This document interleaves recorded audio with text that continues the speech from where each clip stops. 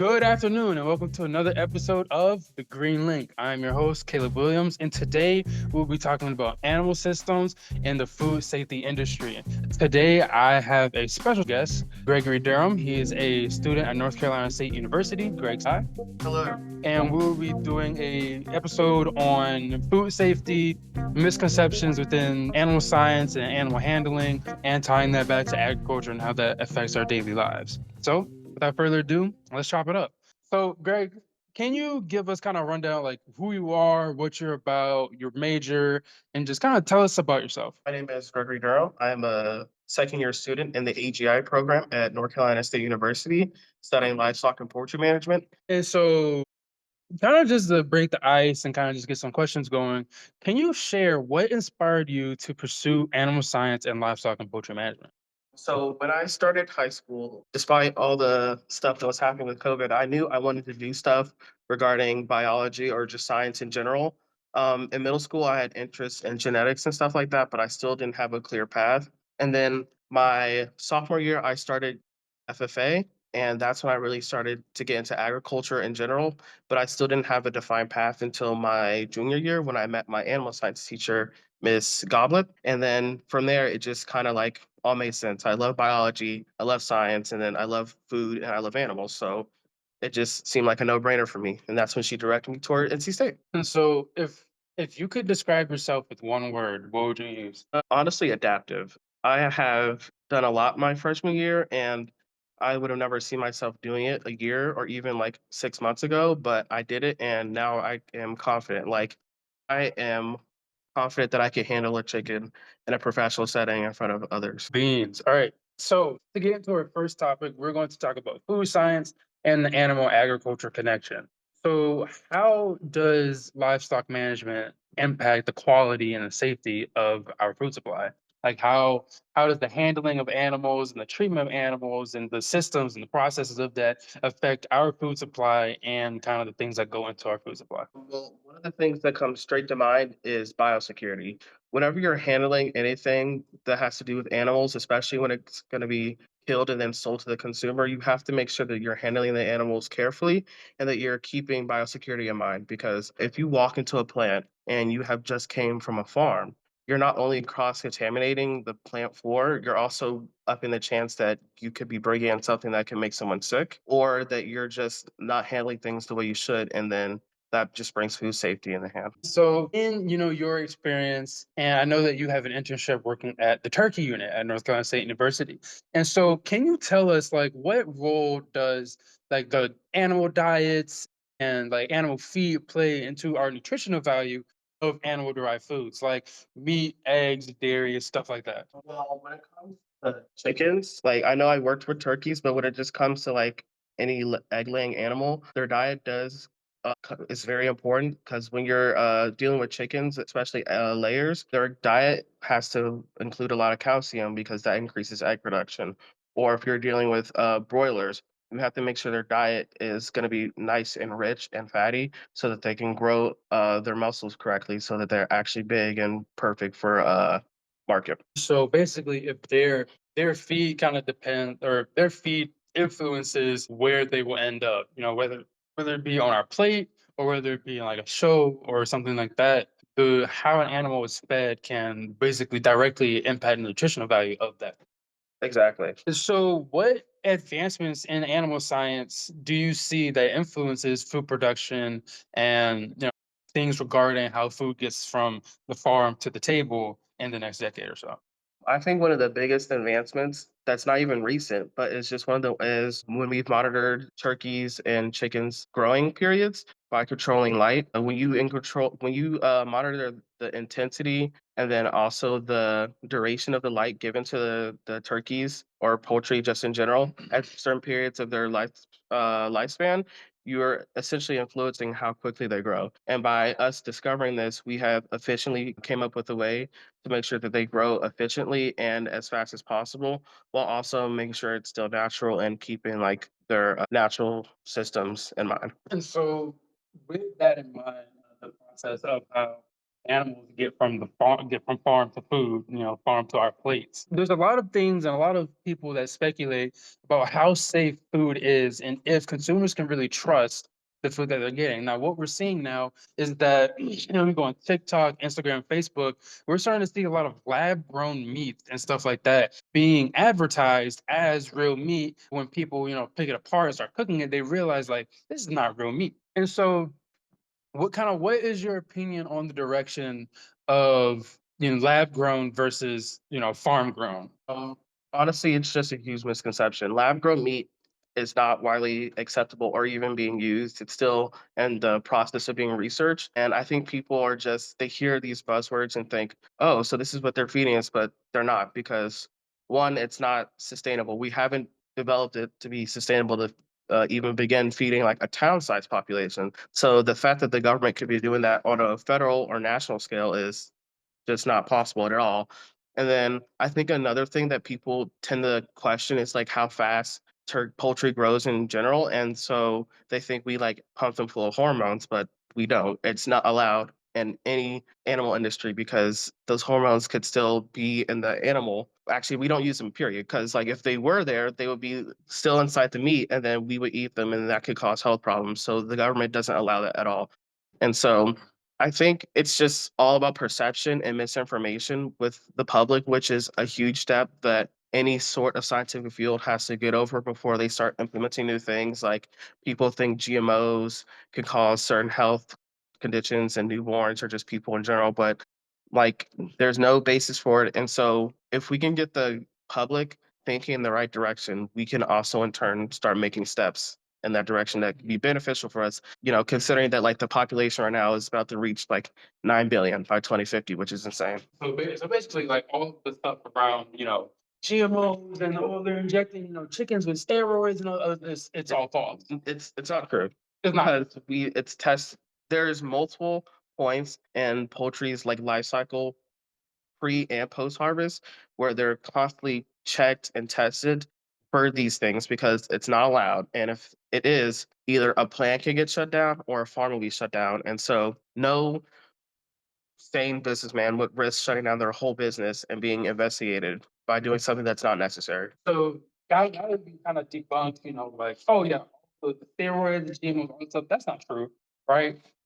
And let's talk about more about the safety of our food in terms of the handling and stuff like that. So, what are some common food safety risks that can come from improper like livestock handling? Like chicken or the chickens are being fed with, their feed got poop in it, or the cows are in dirty pens, or the pig has an infection. Like, kind of what improper livestock handling it affects. How does that affect us?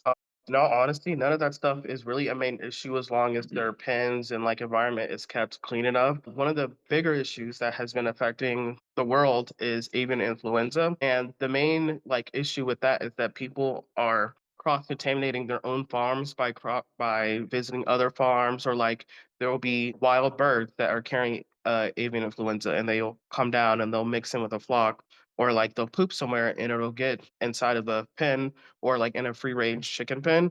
And so that's actually one of our main issues. It's not like whether how clean something is or like they're not being treated carefully.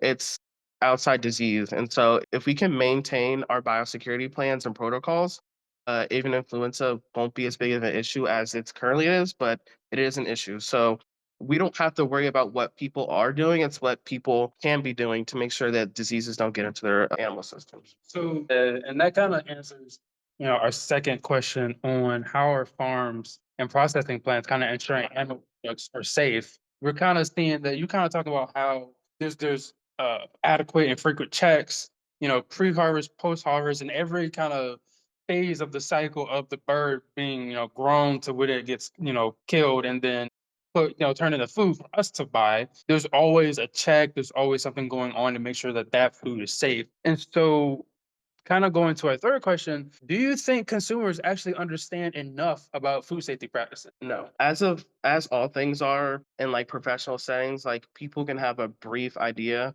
And I think when it comes to agriculture, it actually is a little bit more understandable, but people have to take the time to sit down and like learn or like research. Like the processes of raising poultry is not complicated, but it still is a process that one has to sit down and like truly comprehend. And I think when it comes to like the food safety aspect, people think like I've been on a killing floor and honestly it was clean. Like obviously there was blood and feathers, but the floor is constantly hosed down so that it's not stagnant. There's drains everywhere. The water that they use to clean off the poultry is hot, so it's killing any bacteria that may be lingering from the farm or after they're being defeathered. And so a lot of people, I feel like if people were to go out and like visit their local processing plant and just walk around, they would understand that like yes, the meat that they're getting is being handled properly. The way that the chickens are being killed is humane. It's like either used with CO2 or electric sunning.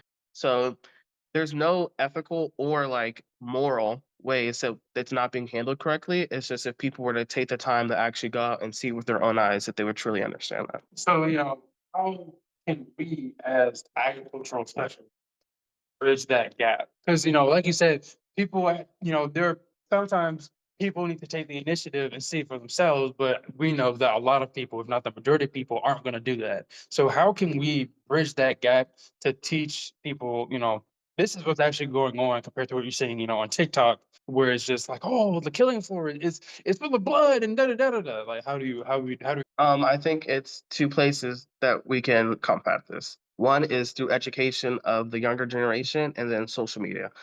Social media is extremely important in how people get their information nowadays.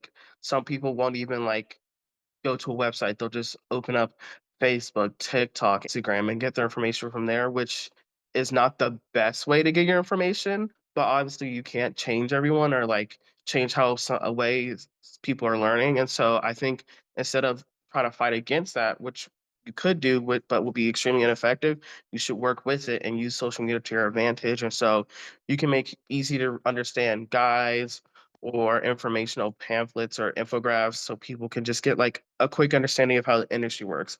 It won't be in depth and they won't be getting the full picture, but it should be enough to affect like public opinion. And then the second way is education. Educators are extremely important. Because of them, they're the reason I got into agriculture in the first place. And I got rid of some of the misconceptions which I had held because I was just an average citizen or like person until I started taking education classes. And so ag educators are very important because if they can further inform the younger generation, but even if they're just a small portion of them, they can go out and inform the people around them that they interact and so therefore making the public more well informed.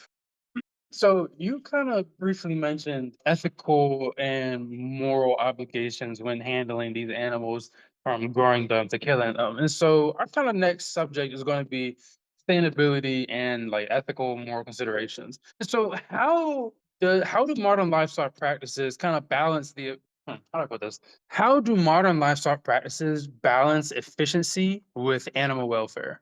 I think a big issue that people think is that like we're growing the animals too quickly and that it's unnatural and then also in turn overcrowding, but that's not true. The way that the animals are, there's a science actually to how many chickens that you can put in a pen or like in livestock just in general because we want to keep like we want them to be comfortable. Just because we end up killing them doesn't mean that we want them to suffer on the way there because like you said that would be unethical and that's not the point of producing food for human consumption. It's about producing food. It's not about making the animals suffer on the way there. And then I also think that people are also very like you said, the lab grown meat, while we are still like developing that, it is actually a very viable option in the future. People can like come to understand that like the biochemistry of it, like the way that they're grown, like the difference between them and actual meat probably won't be very different. But obviously people are skeptical of the fact that, like something unnatural is being grown and it's not coming from like nature, which I understand, but like we're like I said earlier, we're about to reach 9 billion people and honestly, the food production isn't the issue, it's just getting the food to the people. And so if we can combat this by coming up with better ways to store food and then get it to the public, and then also just grow food in a way that we can still feed the people that we have, but also like maintain the comfortability of animals, then I think that the world will be okay. With that being said, and we're going to touch back on the plant based and lab grown meat. Kind of as an interjection, what sustainable practices in livestock and poultry management are you most excited about? Like, what are the new things that are coming out that's like, getting you filled up? Well, while the process isn't exactly new, I think that one of the ways that the poultry industry keeps itself sustainable is that chickens do die in the growing process. Sometimes it's explainable, and sometimes they just up and die. And so instead of just like throwing the carcasses out, we throw them in a composter, and then so it spins around for 30 days, and then the chicken bodies break down, and we can either reuse them and feed for other animals, or we can use them for plant growing. And so I think that's something that makes the whole animal systems as a whole very efficient because the last thing you wanna do is waste because growing poultry is not cheap. It's not necessarily expensive, but it's not something you wanna waste money on either, and so finding ways to cut your losses in a way that's beneficial for others is very important. So basically, it's like we are learning how to reuse every single part of the process. So if a chicken, if the chicken grows and the chicken, da da da da gets, killed for food, boom, we finish the process. But if a chicken dies or, its foot fell off or, something like that, we're able to actually reuse that and then apply it somewhere else. Is my see it. And so kind of, looping back on the first question, do you think that the push for plant-based diets and lab-grown meat will negatively impact livestock agriculture in the long run? Not at all. People are always gonna eat meat, but having alternatives is always important because you never know what could happen. Like if we were to ever face another health crisis like avian influenza, but on like a larger scale, or even just on the scale that we had before, then it will be important to have alternatives. I think we will ever be fully dependent on them or they'll ever threaten the animal system industry as a whole? No. But I do think it's important to have alternatives either as a backup or just for people to have options in general, because the consumer ultimately does control what happens. So basically saying that it's not going to completely eliminate, animal science or animal, what I'm trying to say here, animal livestock systems and stuff like that. But it kind of not instead of it going against each other, it goes hand in hand with each other. Exactly. And so, alternative supplements, stuff like that. Do you think that we could use plant-based, like the byproducts or the failings of plant-based diets and lab-grown meat in a sustainable way to help aid animal systems and animal production systems? See why not? I don't see why we couldn't take any failed obviously, probably the earlier failed products wouldn't be used because they were failed for a reason. We don't know how they could affect the consumer or anything. But in the long run, when we do perfect or come up with a successful way to produce lab-grown meat or anything like that, I don't see why the byproducts couldn't be used in another sustainable way, whether it's for the animal industry or something else. And so, kind of, wrapping up and getting to the last kind of bit, we're going to talk about your personal experience and kind of advice for people who are interested in agriculture, minorities who are interested in agriculture, or just people who are interested in animal systems as a whole and never really had a chance to look at it. And so, what's a common challenge that you face while studying animal science, working with livestock, doing internships? What's something that's kind of universal, a common challenge that you find? Honestly, it's just finding where you want to go and like because like when I first started college, I thought, oh, I want to do research, I want to do product development, but then I started interacting with like livestock before post harvest, and I was like, maybe I would do food safety rather when I go out to farms and make sure that they're running their farms correctly, or I do stick with post harvest and I go to factories and make sure that they're running their factories properly and check for any diseases. And but I also part of me still wants to do like R&D, research development, and like develop new products that can be used on a global or even just like at a local scale. And so I think the hardest part is just finding where you want to go in time before you start getting to a point where you have to actually choose, and then it becomes like a waste of money. You go one path and then you actually want to go to another one. So I think just finding out where you want to go is the hardest part. And kind of just following your heart, trying to figure out, Yes, this is what I want, but also being able to expose yourself to new things as well. exactly. Because if you don't expose yourself to new things, then you may be like, oh, well, I really like this, and then you end up not liking it, and you miss out on opportunities to try something that you actually really would enjoy. So, are there any surprising things you've learned about animals and the impact of animals in food systems? I think just the scale at which we grow them. I still haven't been to like a full sized farm in general because I got canceled last year. But when it comes to a processing plant, the amount of like poultry that they can, I think they like they kill and then process like 30,000 or more poultry in a day, like on a slow day. And then like it can go upwards to like 60,000 or 100,000, which is insane to me.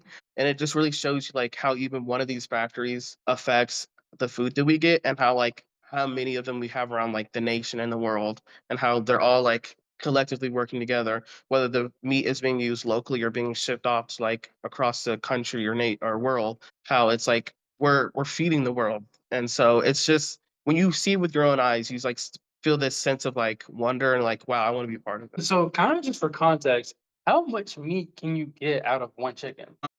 There is usually 8 whole parts of a chicken, but at the processing plant I went to, the chicken was either cut into these 8 parts or they were sold whole, and so it's basically like the chicken you would see at Thanksgiving or, like, Christmas or something like that, like, it's really it seems small when you see one, but then you see, like, there's half the poultry is going this way being sold whole, then, like, the other half is either being cut into breast and then packaged up, or, like, the other part is being cut up in the breast and then packaged up to be sold in bulk to either like another factory that will continue adding value to it, which is like processing it further, whether they crush it down and make chicken nuggets or like just cut it down into smaller pieces to be chicken tenders or just ground down to be used in like another meat mix. And so it's really important to understand that like there's so many uses for poultry that like obviously people know, but they don't truly understand to see how it gets distributed until you see it with your own eyes.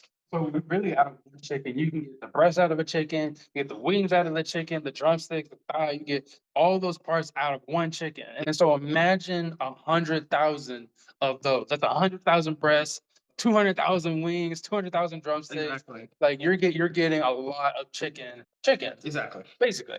And so, what advice would you give to agriculture students, students who are interested in agriculture, or students who love animals, or what advice would you give to those kind of adjacent students who want to understand livestock and the food side of animal science? Try as many things as possible before you have to start you get to those like breaking points in time. Like say you're a freshman, go to these animal camps during the summer or like go talk to an industry professional or even to your teacher. Talk to your teacher and they will hook you up with someone and like you'll get to experience something maybe for just a day, but that single day could like alter your perception of like something you may have wanted to do for your whole life. And like, just try everything. Don't limit yourself. Leave all your options open until you have to absolutely choose, because when you get to that point, you'll be eventually be like, "I know exactly what I wanna do." And now to wrap this section up, what advice do you give students of color who may be afraid to go into agriculture, kind of just based off of history,